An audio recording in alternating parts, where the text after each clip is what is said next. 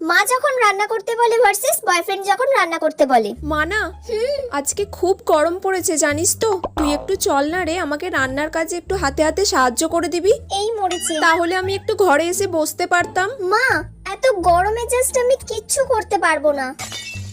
এত গরম পড়েছে, তুমি আমাকে বলছো রান্নাঘরে গিয়ে রান্না করতে? আরে কিচ্ছু করতে হবে না, তুই আমাকে শুধু একটু হাতে হাতে এগিয়ে দিবি। আমি ওইসব কিছু করতে পারছি না মা, এত গরমে তুমি যাও। ঠিক আছে, তুই বস। রাহুল ফোন করছে। হ্যালো, হ্যাঁ সুইটু বলো। বেবি, আজকে আমার তোমার হাতের বিরিয়ানি খেতে ইচ্ছা করছে। তোমার বিরিয়ানি খেতে ইচ্ছে করেছে? হ্যাঁ বেবি, তোমার হাতে। আচ্ছা, আমি আমার হাতের এই স্পেশাল বিরিয়ানি এই গরমের মধ্যেও তোমার জন্য করতে রাজি আছি। এবার এই বিরিয়ানিটা নিয়ে গিয়ে রাহুলকে খাওয়াবো, ও খুব খুশি হবে। যাই। কোথায় যাচ্ছিস তুই এখন? এবার কি বলবো মাকে? তোমার এই বয়ফ্রেন্ডের সঙ্গে গুলুগুলু না ছুটিয়ে দেবো একদম। দূর ব্যাং, মা তো সব বুঝে গেছে।